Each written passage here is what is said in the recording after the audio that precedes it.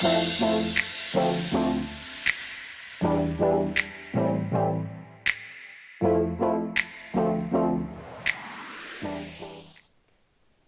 warahmatullahi wabarakatuh. Kembali lagi di podcast Suara Kita Inspiring Generation. Kali ini kita kedatangan tamu jauh dari Ciputat, Kang Albi. Gimana kabarnya Kang Albi? Alhamdulillah baik. Faiz gimana kabarnya Faiz? Alhamdulillah baik juga. Kalau asal dari mana Kang? Asal Kuningan asli lah. Kuningan asli. Kurucuk. Kurucuk. Keramat Mulia. Kalau sekarang lagi kuliah semester berapa? Sekarang berarti semester 6. Semester 6. Iya, Di semester 6 di UIN Jakarta. UIN Jakarta. Jadi masa-masa mau magang lagi. Nanti itu tuh masa-masa lepas dari apa ya?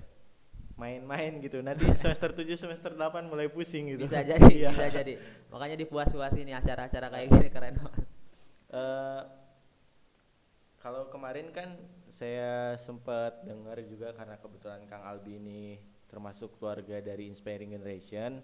Kemarin ikut International Youth Leader ya Kang? Iya benar. Kemarin tuh di Turki ya? Di Turki. Yang waktu awal itu di negara mana? Waktu awal 2019 berarti ya. Itu di Malaysia. Di Malaysia sama? Di Malaysia sama satu negara. Berarti Kang Albi ini baru sudah semester 6. Iya, semester Sudah mengiringi 2 negara.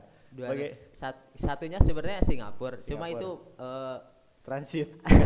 agenda pribadi. Jadi bukan resmi ikut acara ke Singapura gitu, enggak gitu. Tapi yang penting kan kita bisa keliling gitu, bisa main, pasti ada pelajarannya gitu. Iya. Nah, yang menarik gitu dari Kang Albi ini kan udah banyak gitu ikutan International Youth Leader ini udah beberapa kali gitu.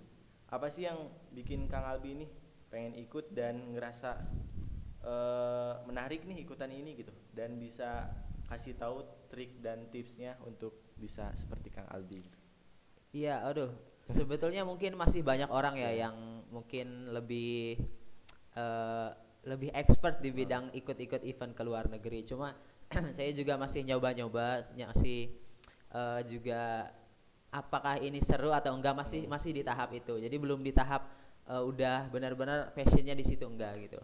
Tapi emang kalau kita kan lingkungannya mahasiswa ya. Iya. Lingkungannya mahasiswa. Jadi kan mahasiswa banyak fokusnya nih, mungkin ada yang aktif di badan eksekutif mahasiswa atau di pergerakan sosial atau komunitas, banyak lah. Kang Faiz juga lebih tahu. Nah, di situ ada satu, jadi kan saya masuk sebagai maba ya. Dulu kan maba semester 1 itu ada kayak wadah kepemimpinan juga. Dulu namanya Pionir Muda. Jadi kalau ini teman-teman Pionir Muda kalau yang nonton. Jadi Pionir Muda ini memang dia fokusnya banyak ke life plan selama di kampus gitu. Enggak. Nah, berarti masih tahap dalam menikmati gitu. Ini tuh emang passion saya apa enggak itu gitu. dia. Masih proses belajar di tahapan itu. Karena enggak semua dipaksakan bisa misalkan ikut di aktivis sosial atau apa. Tapi karena ini mungkin Kang Albi ini termasuk generasi Z apa generasi milenial ya, kelahiran masuknya 2000 apa berarti itu? Generasi Z ya? Bisa jadi. Emang karakter generasi Z itu agak sedikit berbeda gitu. Lebih apa ya? Lebih senang ketika ikut kegiatan-kegiatan seperti itu. Iya, bisa jadi. Dan saya sempat dengar juga Kang Albi ini di Ciputat ini mondok atau apa ya Kang? Asrama mahasiswa. Asrama apa namanya? Namanya Asrama Sulaimaniyah. Jadi sebenarnya banyak cabangnya di Indonesia, tapi salah satunya di Ciputat gitu, di dekat UIN. Jadi mayoritas anak asrama situ, anak asrama Sulaimaniyah itu mahasiswa UIN Jakarta juga kayak gitu. Kalau misalkan teman-teman yang tadi tuh yang pengen kayak Kang Albi ikut International Youth Leader gitu, itu tuh apa sih pengumumannya itu emang luas apa kayak gimana supaya bisa ikutan kayak gitu, gimana? Iya, itu dia. Jadi balik lagi mungkin ke yang tadi ya, yang Pionir Muda nyusun life plan. Jadi ada salah satu life plan saya gitu ya selama di kampus itu emang kayaknya menarik nih mengunjungi luar negeri gitu atau ikut event luar negeri. Sampai akhirnya kan kita juga biasa ya kalau misalnya mahasiswa kan ada grup-grup mahasiswa, Iya. ada juga info lomba dan lain sebagainya. Nah, di situ kan ya kita juga dapat informasi mungkin dari situ. Nah, tapi juga ada beberapa yang juga dapat informasi dari teman. Sebetulnya untuk ke luar negeri ini kan satu hal yang saya juga mikir gitu awalnya. Apakah benar-benar bisa gitu ataukah enggak? Ternyata enggak sesulit yang dibayangkan, tapi juga perlu usaha gitu. Jadi akhirnya informasi-informasi yang ada, banyak informasi yang ada, cuma tinggal kita kayaknya milih yang cocok buat kita yang mana, peluang yang bikin kita kayaknya lolos itu yang mana, itu dia yang dipilih. Berarti gitu sih. feeling kita juga main ya di situ. Bisa, Ya? bisa. Feeling. Feeling juga main ya. Tadi juga kan Kalbi ini aktif di Pionir Muda gitu ya. Ya itu Nah, pas maba. Itu tuh Pionir Muda tuh kegiatan atau ini seperti apa sih? Apakah ke komunitas khusus tentang misalkan isu sosial atau misalkan lebih ke soft skill masing-masing kayak kepemimpinan atau apa kayak gimana? Ya, sebenarnya mungkin kalau sekarang gampangnya platform leadership ya. Iya, Nah, itu dia. Jadi emang ini inisiasinya dulu kalau lihat dari sejarahnya dari IPB dibuatnya, teman-teman BMKM IPB zaman dulu gitu ya. Ada bagian PSDM lah kalau kita tahu, mungkin yang lain juga lebih tahu. Tapi emang di tahun pas saya gabung itu ada 2 angkatan. Maksudnya ada 2 kampus gitu. Jadi 2 kampus dan ini menurut apa ya? Menurut saya juga kayaknya ini yang menjadi langkah awal buat kita punya relasi lebih luas. Enggak salah sebenarnya buat yang hanya aktif di kampus dan itu sama sekali enggak salah gitu. Apalagi mereka aktif di BEM-nya dekat dengan dosen-dosen, sama sekali enggak salah. Tapi enggak ada salahnya juga buat punya relasi selain daripada kampus kita sendiri gitu. Betul. Itu dia. Jadi awalnya sebenarnya dari situ. Jadi fokusnya ya banyak ke leadership, terus juga tadi life plan kayak gitu. Terus juga itu kan secara kurikulumnya ya, tapi orang-orang yang ada di situ, entah mentornya, entah siapa, itu kan secara gak langsung ngeinspirasi kita lah kayak gitu. Jadi mereka benar-benar udah banyak pengalamannya. Dan ini penting juga sih. Jadi mentor sekeren apapun kita lah dalam tanda petik ya. Kalau misalnya tanpa mentor ini bakal rada sulit karena pengalaman dari mereka itu bahkan lebih penting dari teori-teori yang ada kayak gitu. Jadi pengalaman sih lebih ke situnya. Oh, jadi ada mentor-mentor khusus yang emang ada kaderisasi di situ, nanti ada mentor khusus misalkan untuk bagian ini seperti iya, itu dia. Ada kayak gitu. Jadi kita lebih merasa kan sebenarnya konsepnya kayak sekolah ya. Jadi ada murid, ada guru, kurang lebih kayak gitu. Ini kan kita gabung di komunitas bukan karena mungkin bisa disebut komunitas ya, platform kayak gitu. Bukan karena kita doang ada di situ sama teman-teman kita, tapi ada mentor, itu dia. Mentor yang ngebimbing kita lah gampangnya kayak gitu. Berarti Kang Albi masuk Pionir Muda ini juga lewat ketertarikan Kang Albi tadinya melihat program dari tadi BEM Kema IPB itu. Iya, itu dia. Jadi sebenarnya saya itu angkatan pertama waktu itu. Angkatan pertama dan belum tahu kayak gimana, belum tahu juga di kampus mau ngapain, kan biasa maba-maba masih labil ya, masih labil. Jadi kita juga ngelihat kayaknya keren nih, sebatas keren gitu dengan namanya gitu. Itu salah satu platform yang berjasa banget lah buat perkembangan semester-semester selanjutnya sampai hari ini kayak gitu. Tapi enggak sampai labil ngambil jurusan salah gitu enggak? Kayak beda cerita. Oh iya. Kadang-kadang kan maba tuh udah semester 1 sampai 3, aduh saya salah ngambil jurusan nih.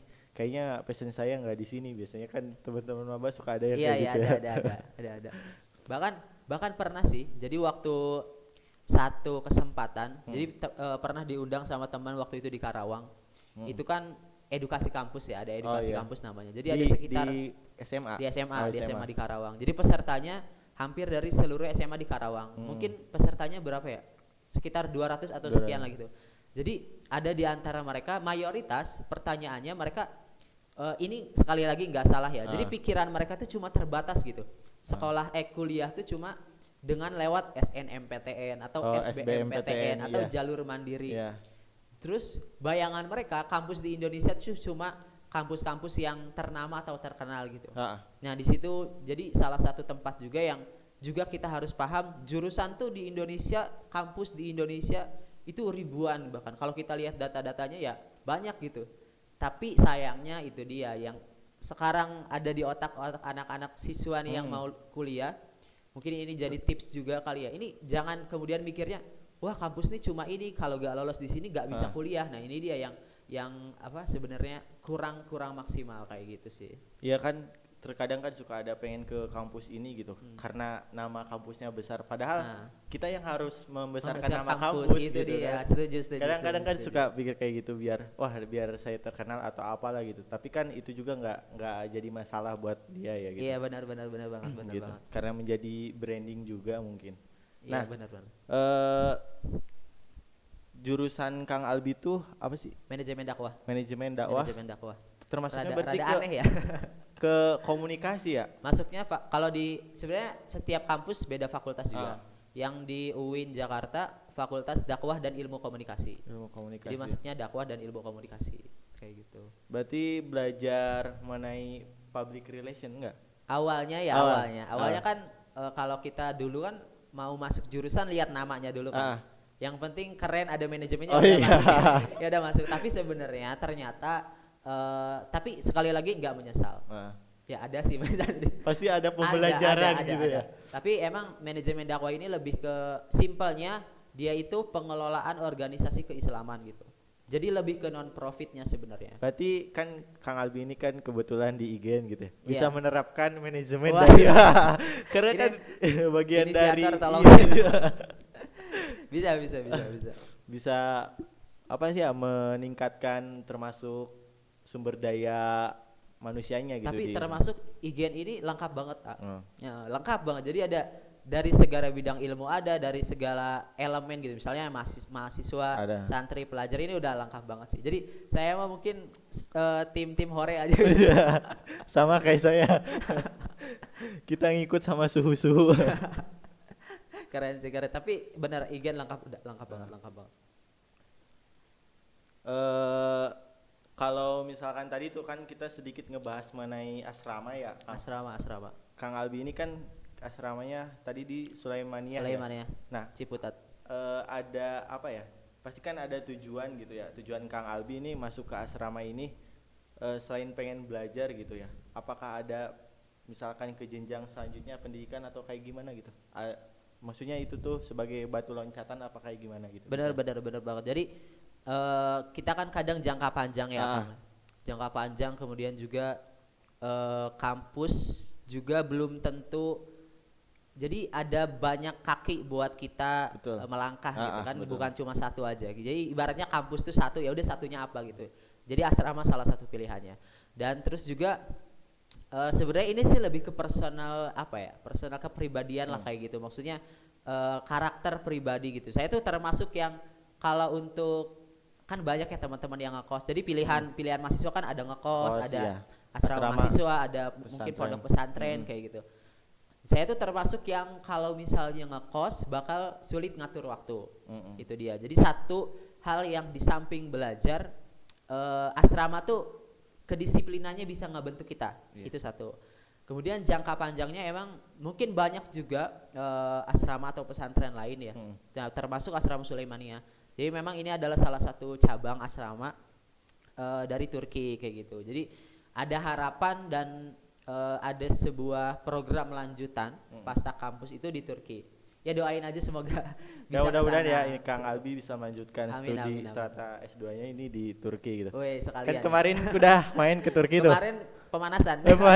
Biar gak lupa jalan di sana. Ya seru-seru. Kemarin ke Turki main kemana aja Kang? Ini kalau gampangnya ya, kalau di Indonesia ini udah ke Bandungnya, udah ke Jogjanya, artinya ke banyak provinsi. Berarti ke kota-kota besar gitu. Di sana gitu ya. Jadi mungkin yang kita tahu terkenal Istanbul, Ankara kan ibu kota Turki ya. Ini yang juga mungkin jadi salah persepsi. Oh, Istanbul ibu kota Turki, bukan gitu. Istanbul salah satu kota besar di Turki. Kota besar. Yang juga banyak sejarah Islamnya banyak juga di situ. Kalau misalnya pusat pemerintahan itu di Ankara. Jadi kalau Indonesia kan, kalau Jakarta itu ngumpul di situ sih, pemerintahan, bisnis itu. Tapi kalau Turki, Ankara sama Istanbul kayak gitu. Berarti di Istanbul ini pusat dari sejarah dan sebagainya gitu. Ada banyak sejarah dari Turki, sedangkan pusat pemerintahannya itu ada di Ankara ya. Di Ankara. Kalau di masjid yang kemarin baru dibuka tuh, itu di Itu Istanbul. di Istanbul. Istanbul. Hagia Sophia di Hagia Istanbul. Sophia. Dan sekarang ini juga semoga bisa jadi kabar baik ya buat Ah. kita karena benar-benar menyaksikan langsung gitu. Emang benar-benar masih banyak kayak kan itu emang ini gak tahu ya. Ini kan secara sejarah ya. Itu kan pokoknya kita anggap pernah dijadikan gereja, pernah dijadikan museum dan Iya. akhirnya sekarang masjid lagi. Masjid. Jadi peninggalan-peninggalan yang selain masjid pun masih ada gitu. Tapi emang hari ini bersyukur banget pas nyampe sana semuanya udah seperti masjid pada umumnya gitu. Udah ada karpet, kemudian dan menarik ini koreksi kalau juga salah. Jadi Masjid Hagia Sophia sama Sultan Ahmed ini saling berhadapan gitu, saling berseberangan. Jadi saling berhadapan. Jadi tengah-tengahnya ya kayak jalan atau taman kayak gitu. Jadi ada satu yang menarik. Ini sih kata pembimbing kita ya, tapi kalau ada versi lain juga silakan. Jadi ketika azan di berkumandang. Hagia Sophia, Ya. ini saling saut sama Masjid Sultan Ahmed atau Blue Mosque itu masih biru. Jadi saling depan-depanan karena arsitekturnya mirip. Dan ternyata di Turki itu arsitektur masjid itu bukan dua ini aja yang mirip. Jadi hampir masjid-masjid kecil pun mirip kayak gitu. Jadi arsiteknya berarti iya, mirip. arsitekturnya. Jadi kayak bentuk kubahnya, kemudian warna-warnanya kayak gitu. Jadi itu sih yang bikin pengalaman kemarin hal baru yang ditemukan ketika pergi ke Turki sih kayak gitu. Mungkin tokoh-tokoh waktu itu yang pembaharuan Islam di sana gitu, seperti Kemal Atatürk ya dan Jamaluddin Banyak Al-Afghani ya tokoh-tokoh gitu. yang kemudian tentulah negara besar kayak gitu tentu banyak tokoh yang berkontribusi lah kayak gitu. Sana. Banyak tokoh. Setelah kemarin ke sana gitu, apa sih yang bisa Kak Albi pelajari selain misalkan Albi nih udah apa sih tahu bahwa sejarah di Turki ini kayak gini gitu, terhadap diri Kak Albi sendiri gitu, yang bisa dipelajari setelah kemarin ke Turki seperti apa gitu? Apa ya? Karena kan kita sebenarnya itu kan batch khusus penghafal Quran. Oh, gitu. Artinya banyak yang udah hafiz 30 juz. Itu kecualinya saya tuh.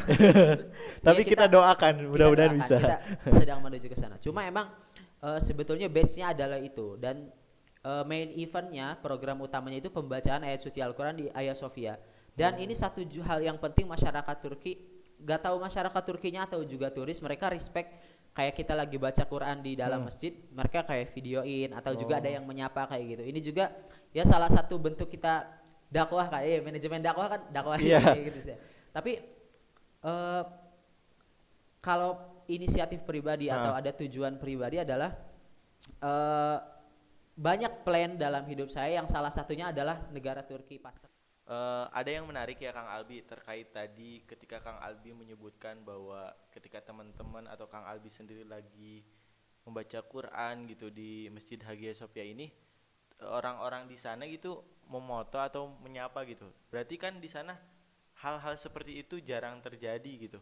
Apa kayak gimana kemarin melihat? Iya, tapi sekali lagi Turki sejarah Islamnya banyak banget. Kemudian makam-makam para sahabat juga ada, museum-museum juga banyak lah kurang lebih kayak gitu. Cuma gak bisa dipungkiri bahwa ya masyarakat umum masih banyak juga yang mereka agamanya Islam, tapi kemudian apakah implementasinya bagus atau tidak tahu. Tapi terlihat bahwa ketika kita ke sana masih banyak karena mungkin ada dua benua kan ya di situ, Eropa dan Asia. Jadi mungkin ada yang ke barat-baratan dan gak aneh di antara mereka ada yang ya kita ada perilaku negatif dari mereka yang kita bisa lihat keseharian. Mungkin gampangnya kayak gitu. Berarti jawaban aman lah kulturnya kayak gitu dia, berbeda kulturnya. gitu ya. Dan benar-benar ketika kita masuk Hagia Sophia itu kan waktu asar ya kalau gak salah. Jadi karena kita udah di jama sholatnya ketika zuhur, jadi kita boleh masuk ketika setelah sholat asar. Nah pasca sholat asar itu kan gak ada aktivitas apapun. Ya memang mayoritas orang yang datang ke sana kebanyakan itu ya hanya dokumentasi gitu atau foto-foto dan lain sebagainya. Sekali lagi ini nggak salah, tapi sedikit banget yang di sana untuk doa ataupun untuk sholat. Bahkan kita karena mungkin di satu sisi mungkin bukan karena bacaan Qur'annya mungkin, karena kita ke sana pakai pakaian rada resmi gitu, pakai jas, kemudian Al-Qur'an kita juga seragam kayak gitu. Tapi juga ada yang tertarik dengan bahasanya, sekali lagi mereka gak ngerti bahasa kita dan juga kebanyakan orang Turki sulit bahasa Inggris. banyak yang kemudian nyapa walaupun kita nggak tahu tapi kita ngerti maksud dia adalah oh iya bagus nih bagus kayak gitu. Jadi ada satu hal yang mungkin menurut mereka aneh karena kita ngumpul bareng-bareng baca Al-Quran, dan mungkin ya ini salah satu apa ya, mengenalkan juga, kita juga perkenalkan kita dari Indonesia kayak gitu. Berarti Kak Albi ini udah sedikit paham mengenai bahasa Turki mungkin. Waduh, ya. sebenarnya dia belajar Ya. Mungkin bisa menyapa ini gitu dengan ucapan salam atau apa dengan bahasa Turki gitu. Mungkin perkenalan Iya, aja ya. perkenalan. Karena dihafal perkenalan. Oh iya. Jadi coba dicoba. Coba. Evet, merhaba arkadaşlarım. Benim adım Albi Aliyudin. Ben Endonezyalıyım. Şimdi 20 yaşındayım. Ben Uin Syarif Hidayatullah Jakarta'da öğrenciyim. Oh gitu. Terima kasih Kang Albi. Gimana Kang Yopi bisa? Semoga nggak salah ya. Semoga nggak salah. Oke. Tapi bahasa Turki menarik sih, menarik. Orang banyak, jadi banyak yang bilang Inggris sulit, bahasa Arab sulit. Setiap bahasa pasti punya kesulitan masing-masing. Tapi kalau kitanya seru aja sih sebenarnya bahasa Turki. Tinggal kita mau belajar apa enggak dengan Dia, bahasa iya, itu benar. gitu ya, betul ya. Nah, Kang Albi ini apa ya, perjalanannya sangat luar biasa sekali. Kebetulan saya tahu juga Kang Albi ini dulu pas SMA ini sebagai ketua OSIS ya Kang? Iya. Ikut forum OSIS nasional juga? Forum OSIS Nusantara. Forum OSIS Nusantara. Nah, melihat track record beliau gitu, sebenarnya Kang Albi ini mengagumi sosok siapa gitu yang sangat memotivasi buat Kang Albi seperti itu. Apa emang Kang Albi ini memotivasi diri sendiri aja gitu, apa kayak gimana gitu? Tentu kalau role model sih pasti ada, banyak dan itu banyak, bukan cuma satu. Tapi kalau konteksnya leadership, kemudian perjuangan sampai banyak tempat dikunjungi, itu Pak Habibie sih, almarhum Baharudin Yusuf Habibie, karena beliau juga diakui keilmuannya oleh dunia gitu ya. Ilmuwan juga, spiritualnya juga bagus. Di konteks kepemimpinan Pak Habibie sih. Ada kata-kata yang selalu terngiang nggak dari beliau dari buku-bukunya? Kita ya benar-benar itu pasti ada. Kalau kita lihat filmnya yang ini Habibie Ainun. Iya, Habibie Ainun. Yang keberapa? Ini menarik sih. Jadi ini juga nasihat Pak Habibie, ayahnya Pak Habibie. Entah ini ada kalimat yang salah atau enggak, tapi kurang lebih jadilah kamu mata air. Kalau misalnya kamu bersih, ya udah sekelilingmu akan bersih gitu. Kalau kamu kotor, ya udah sekelilingmu kotor. Jadi ini sama kayak inspiring generation juga nih, menginspirasi yang lain. Amin. Ya kayak gitu. Untuk ini saya ngomong di depan ketua aja takut salah. Mau menginspirasi yang lain gitu.